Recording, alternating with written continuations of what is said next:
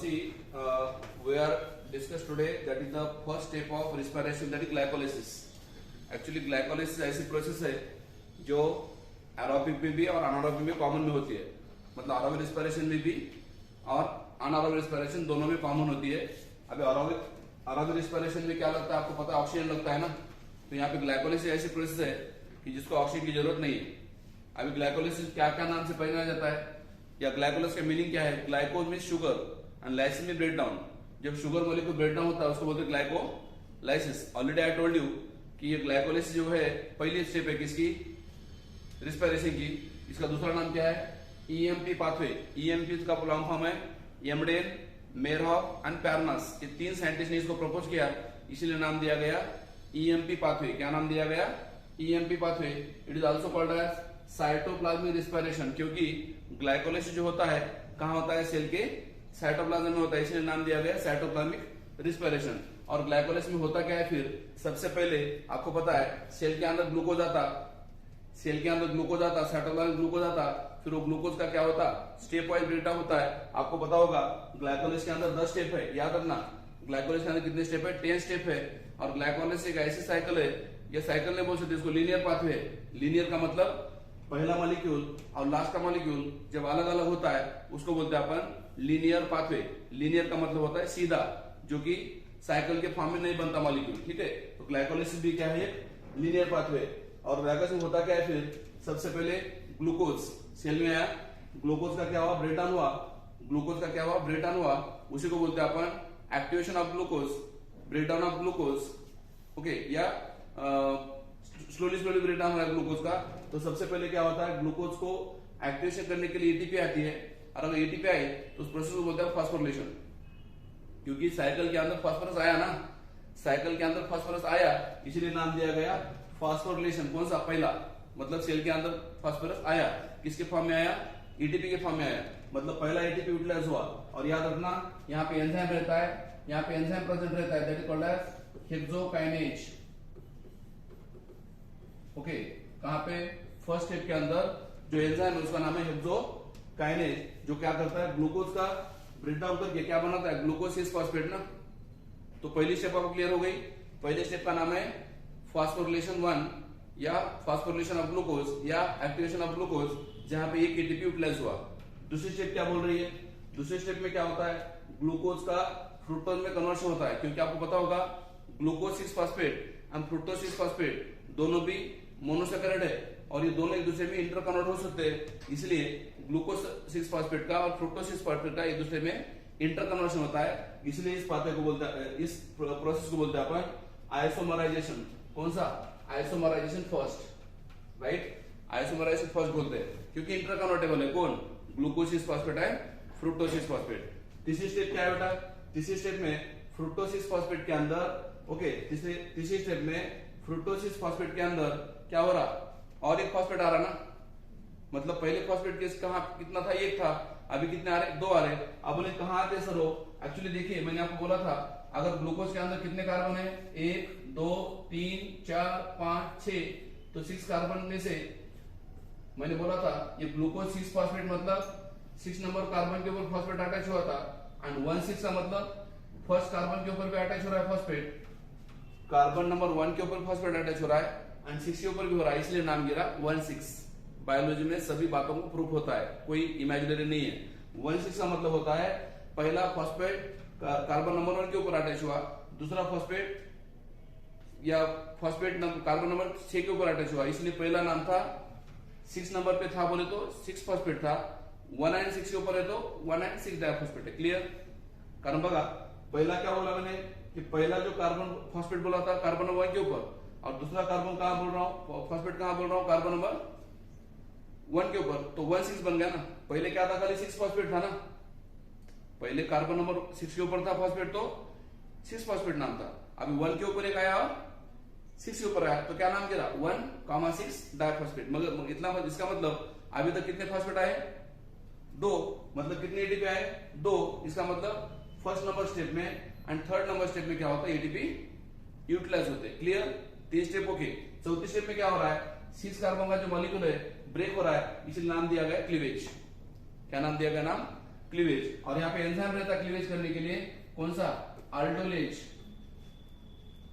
Okay, cleavage के time में enzyme कौन सा था, अल्डोलेज। ये क्या करता, 6 कार्बन के मॉलिक्यूल को ब्रेक करके 3 कार्बन के 2 मॉलिक्यूल में करता है कन्वर्शन। कौन से, एक 3 पागल एंड 3 DHAP, 3 पागल फॉस्फोग्लिसराल्डेहाइड एंड 3 DHAP डाइहाइड्रोक्सी फॉस्फेट, जिसको अपन पागल एंड ढाप बोल सकते हैं, पागल एंड ढाप बोल सकते हैं। एक दूसरे में इंटरकन्वर्ट हो गए ना, इंटरकन्वर्ट हो गए, इसलिए 5वें स्टेप को नाम क्या दिया फिर, आइसोमराइजेशन। 3 कार्बन के मॉलिक्यूल एक दूसरे में इंटरकन्वर्ट होते हैं, इसलिए नाम दिया गया आइसोमराइजेशन। कितने स्टेप हो गए, 5 स्टेप क्लियर। अभी 6 स्टेप को क्या बोल रहा हूं, 6 स्टेप में 2 बातें हो रही है, एक इनऑर्गेनिक फॉस्फेट आ रहा है तो बोलूंगा फॉस्फोरिलेशन, और दूसरा हाइड्रोजन चला जा रहा है साइकिल से, साइकिल से हाइड्रोजन चला जा रहा है तो क्या बोलूंगा, ऑक्सीडेशन।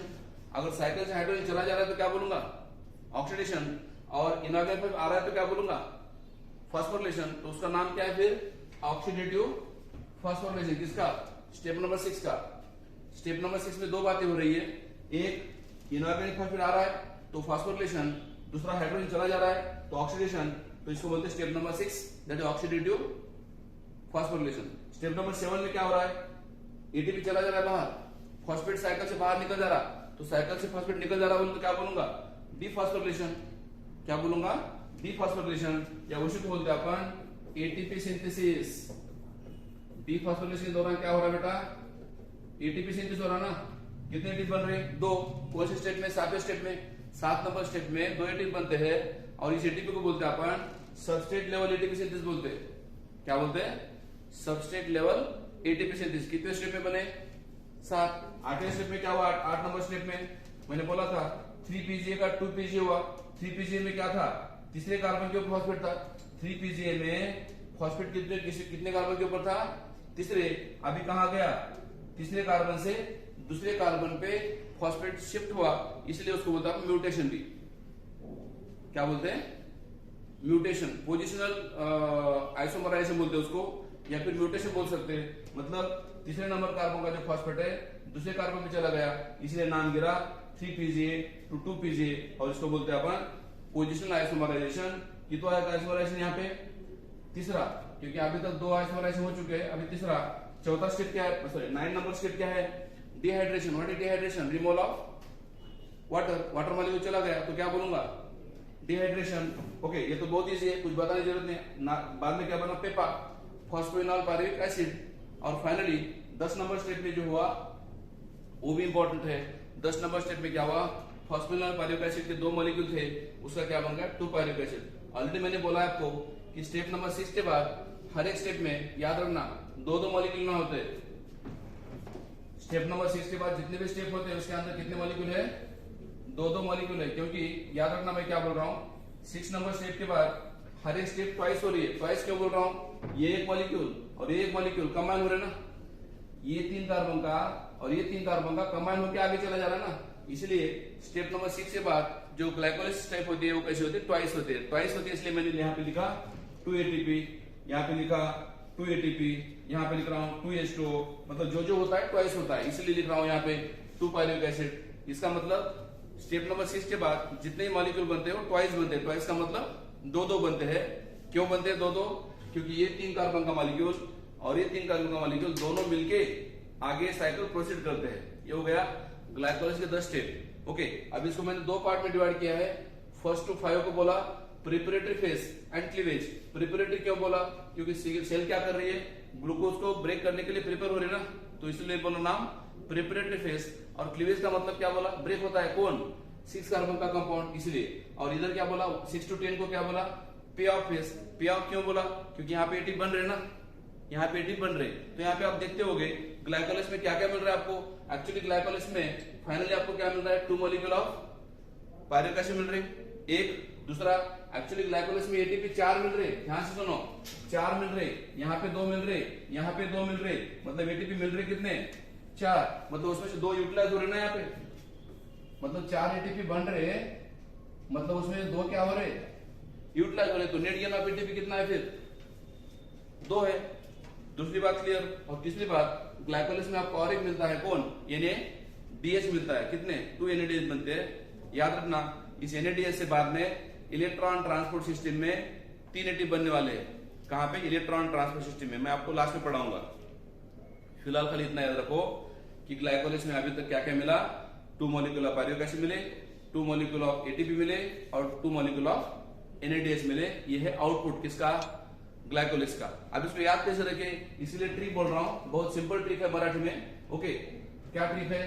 देखो, पहला गुलू गुलू गुलू गुलू गुलू फुरू फुरू गुलू गुलू फुरू फुरू पागल ढापण्या गुलू गुलू फुरू फुरू पागल ढापण्या। ओके, बायपेगा डायपीजी क्या बोलते? डायपीजी क्या बोलते? बायपेगा, 3 पेगा, 2 पेगा, पेप पा पेप पा। और एक बार बोल रहा हूं, गुलू गुलू फुरू फुरू पागल ढापण्या बायपेगा, 3 पेगा, 2 पेगा, पेप पा पेप पा पेप्सी जैसा। ओके, इसका मतलब ग्लाइकोलाइसिस में कितने स्टेप हो गए? 10। उसका मैंने स्टेप का सीक्वेंस दिया, उसमें हर एक स्टेप में क्या होता है ये बताया, हर एक स्टेप का नाम दिया। एक्चुअली एनसीईआरटी के अंदर नाम नहीं दिया, और हर एक स्टेप में क्या आता है और क्या बनता है ये भी बता दिया।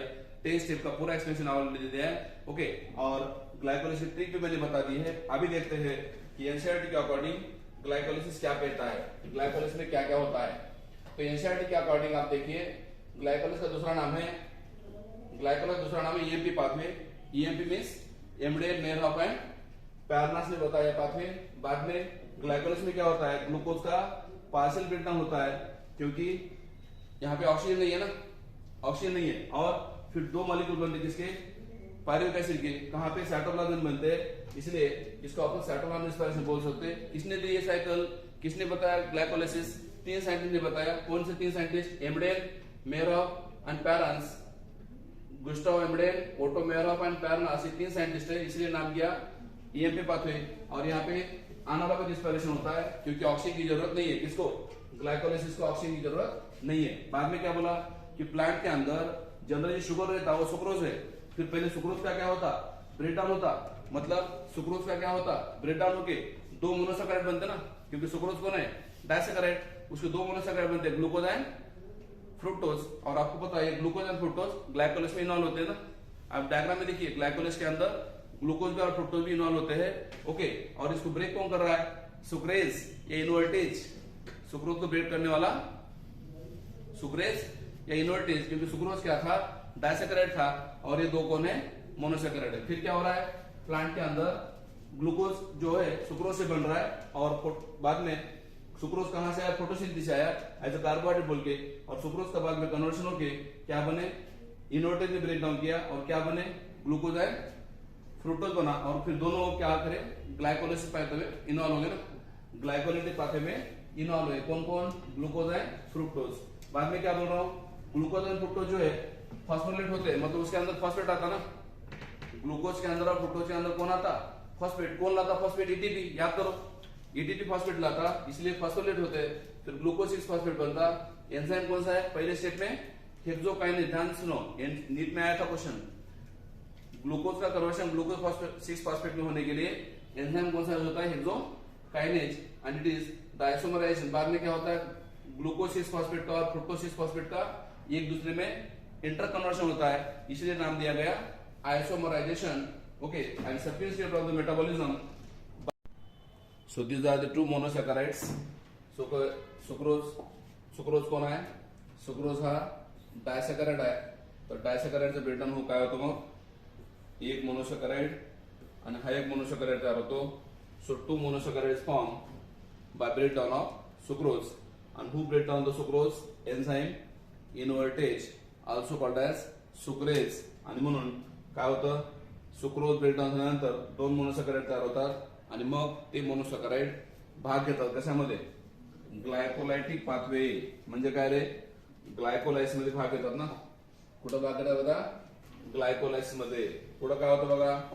Glucose and fructose. Glucose and fructose कोण आहेत? ग्लुकोज अँड फ्रुक्टोज कोण आहेत रे? मोनोसॅकेराइड आहेत. मोनोसॅकेराइड्स. ओके, त्यांचं काय होतं? फॉस्फोरिलेशन होतं. म्हणजे काय? सायकलच्या मध्ये फॉस्फेट ऍड होतो ना. मी तुम्हाला म्हणलं होतं ग्लुकोजच्या मध्ये फॉस्फेट ऍड झाला की त्याला म्हणतात फॉस्फोरिलेशन. आणि म्हणून ग्लुकोज आणि फ्रुक्टोज या दोघांमध्ये काय ऍड होतो बेटा? फॉस्फोरायलेशन. म्हणजेच काय होतं ऍड रे? एटीपी ऍड होतो. आणि दोघांमध्ये ग्लुकोज मध्ये एटीपी ऍड झाला म्हणून काय बनलं? Glucose six phosphate. नंतर काय बनला? Fructose six phosphate. आणि फ्रुक्टोज सिक्स फॉस्फेट मध्ये पुन्हा एटीपी ऍड झाला.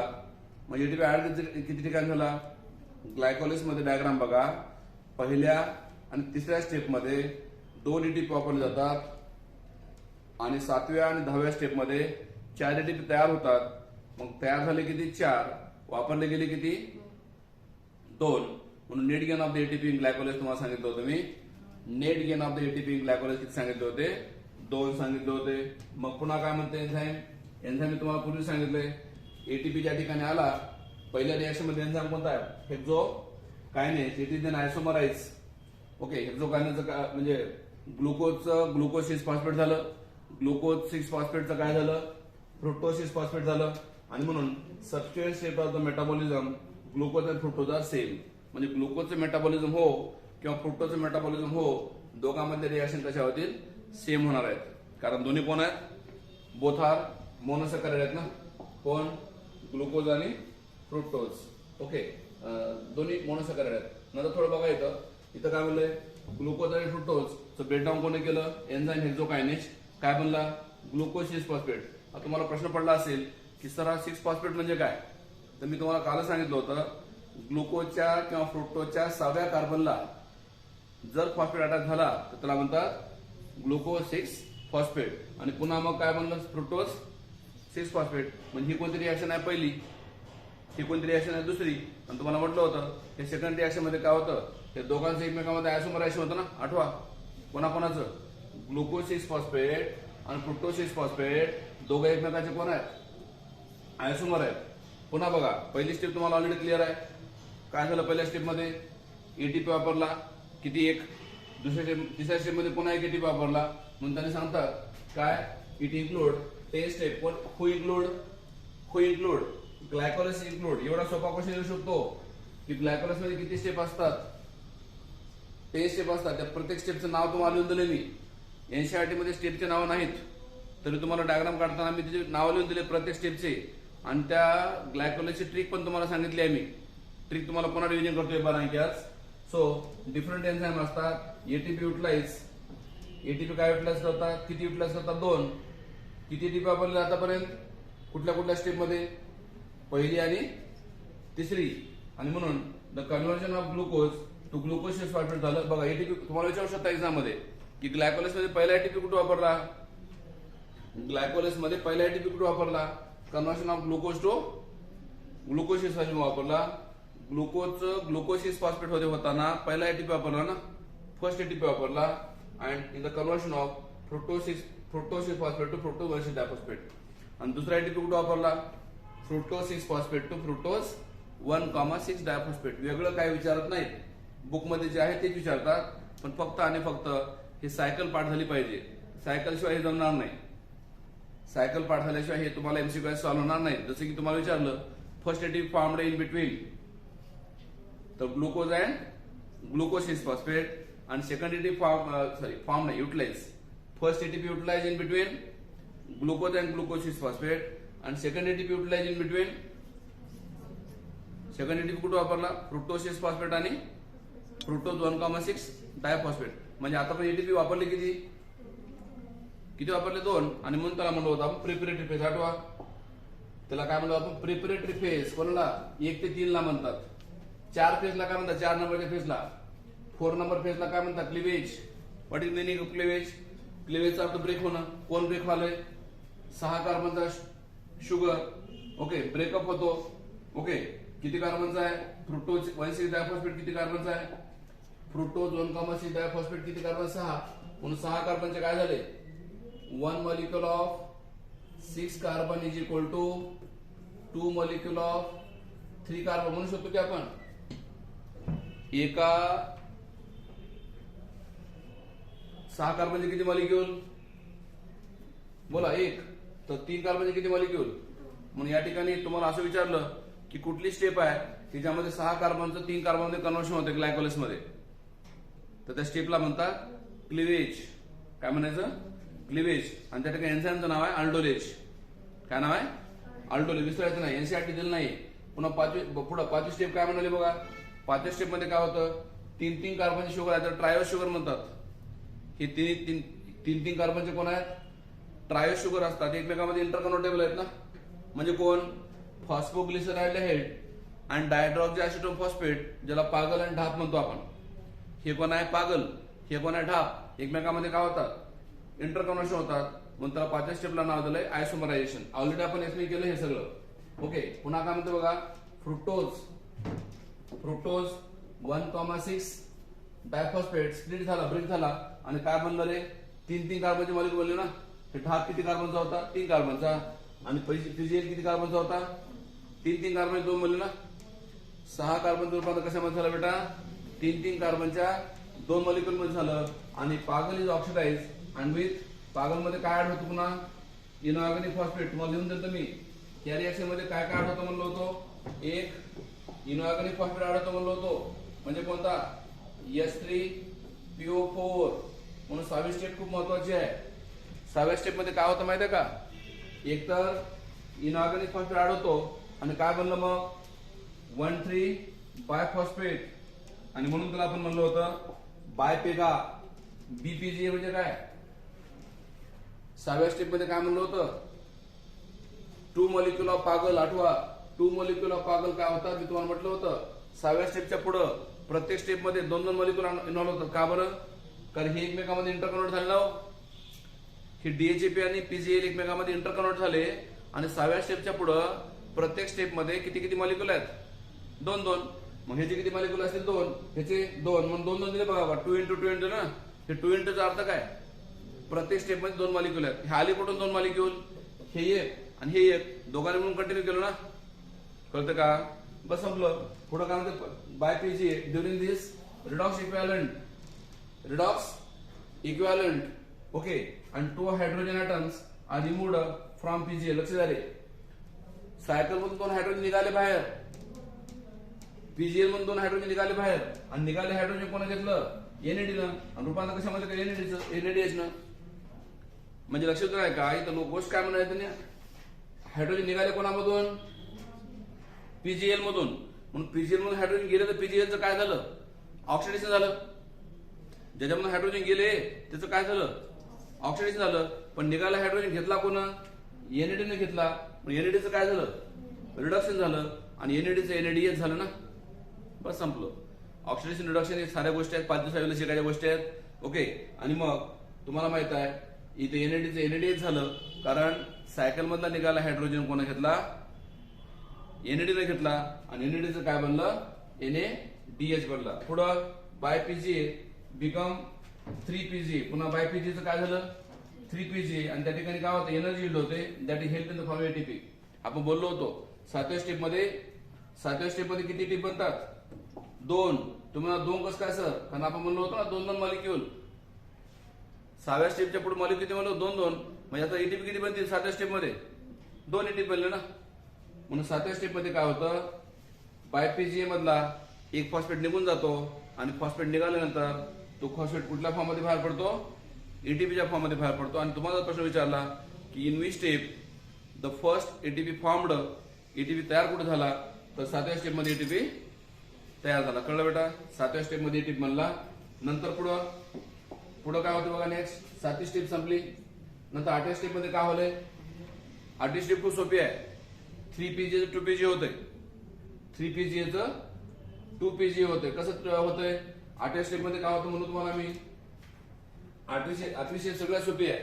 काय होतं इथं? 3ऱ्या कार्बनवरून. ओके. पीजीए मध्ये किती कार्बन असतात? 3. 3ऱ्या कार्बनवरून हा फॉस्फेट काय होतो रे? 3rd कार्बनवरून हा फॉस्फेट किती कार्बनला येतोय? 2nd कार्बनला येतोय. म्हणून 3PGA 2PGA झालं. Very simple. शिफ्टिंग झालं. कोण? Phosphate group. किती कार्बन 3rd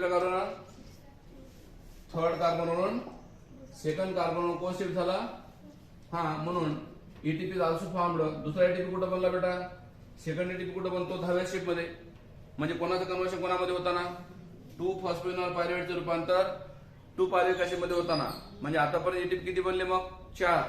सातव्या स्टेप मध्ये किती बनले 2 आणि 10व्या स्टेप मध्ये किती बनले 2 म्हणजे एटीपी चार तयार झाले. ओके, लक्षात ठेवा एटीपी कुठं बनला इथं शेवटच्या स्टेप मध्ये एटीपी बनला ना. आणि म्हणून इन ग्लायकोलायसिस आलं बघा ग्लायकोलायसिस एटीपी मॉलिक्युल बनले किती रे 4. कुठे 4 बनले 7व्या स्टेप मध्ये 2 आणि 10व्या स्टेप मध्ये 2 डायरेक्टली सिंथेसाइज झाले कोणापासून फ्रॉम 1 मॉलिक्युल ऑफ ग्लुकोज. सरळ क्वेश्चन येतो नीट मध्ये from 1 molecule of glucose how many ATP synthesise. तर मग किती तयार झाले 4. पण त्यापैकी 4 पैकी 2 वापरले 2 म्हणून पायरुव्हिक ऍसिड जे आहे pyruvate is the key product या फायनल प्रोडक्ट आहे कोणाचा ग्लायकोलायसिसचा आणि इट्स मेटाबॉलिक फेट depend upon the cellular needs. मग पुन्हा त्या पायरुव्हिक ऍसिडचं काय होतं वेगळे फेट तयार होतात पायरुव्हिक ऍसिडचे. फेट म्हणजे काय फ्युचर प्रोडक्ट्स. पायरुव्हिक ऍसिड फ्युचर मध्ये वेगळे प्रोडक्ट बनतात वेगळ्या सायकल तयार होतात पायरुव्हिक ऍसिड पासून आणि मग नंतर वेगळ्या सायकल होतात. म्हणजे अल्कोहोलिक फर्मेंटेशन असेल लॅक्टिक ऍसिड फर्मेंटेशन असेल अरोबिक रिस्पिरेशन असेल वेगळ्या स्टेप बनतात कुठं फर्दर पायरुव्हिक ऍसिडच्या नंतर पुन्हा इथपर्यंत तुमचं संपलं दॅट इज ग्लायकोलिसिस संपलं. आणि तुम्हाला काल पण सांगितलं होतं मी की ग्लायकोलिसिस अशी प्रोसेस आहे की जे अरोबिक आणि अनअरोबिक दोन्ही रिस्पिरेशन मध्ये होते. अरोबिक मध्ये होते आणि अरोबिक म्हणजे काय ऑक्सिजन प्रेझेंट आहे. अनअरोबिक म्हणजे कसे ऑक्सिजन असते मग काय कारण ग्लायकोलिसिसला स्वतःला ऑक्सिजन लागत नाही ना. ग्लायकोलिसिस स्टेप मध्ये ऑक्सिजनची गरज नाही म्हणून दोघांमध्ये कॉमन आहे. आता तुम्हाला मी ट्रिक सांगितली होती काल तुम्हाला जी ट्रिक सांगितली होती आठवा 10 स्टेप म्हणलं होतं मी तुम्हाला आणि 10 स्टेपचे ट्रिक आपण सांगितली होती. काय ट्रिक होती बघा पहिलं ग्लुकोज म्हणजे गुलू हे गुलू गुलू गुलू पुढं काय म्हणलो होतो फुरू फुरू विसरू नका. हे ट्रिक पाठ झाल्याशिवाय सायकल लक्षात राहत नाही. गुलू गुलू फुरू फुरू हे कोण आहे पागल. पुन्हा हे ढापण्या काय म्हणलंय डीएचएपी आहे ना. पुन्हा ह्याला काय म्हणताय बायपेगा आठवा ह्याला काय म्हणतात बायपेगा आता शिकवलं की बायपेगा. पुन्हा ह्याला काय म्हणतात 3 पेगा ह्याला काय म्हणतात 2 पेगा ह्याला काय म्हणतात पेप पेप आणि शेवटी पा पेप पा पपा नाही. सो गुलू गुलू फुरू फुरू पागल ढापण्या बायपेगा 3 पेगा 2 पेगा पेप पा. एकदम इझी आहे ट्रिक ही लक्षात ठेवायला. आणि ही ट्रिक पाठ झाली बार की कुठल्या स्टेप मध्ये काय होतं हे तुम्हाला इझिली सांगता येतं आणि एक्सप्लेनेशन करणं पण खूप सोपं आहे. आणि स्टेपचं नाव पण तुम्ही सांगू शकता की कुठल्या स्टेप मध्ये बाबा 6 कार्बन 3 कार्बन झालं तर 4थ्या स्टेप मध्ये त्याचं नाव काय क्लिवेज. कुठल्या स्टेप मध्ये एटी वापरले तर पहिल्या स्टेप मध्ये वापरले आणि तिसऱ्या स्टेप मध्ये वापरले किती वापरले मग 2. कुठल्या स्टेप मध्ये एटी बनले तर 7व्या स्टेप मध्ये 2 बनले आणि 10व्या स्टेप मध्ये 2 बनले. आणि हे पण तुम्हाला काल सांगितलं होतं मी की ग्लायकोलिसिस जे आहे सायटोप्लाझम मध्ये होतं म्हणलं होतं. कुठं होते सायटोप्लाझम मध्ये. आणि हे पण लक्षात राहू द्या आता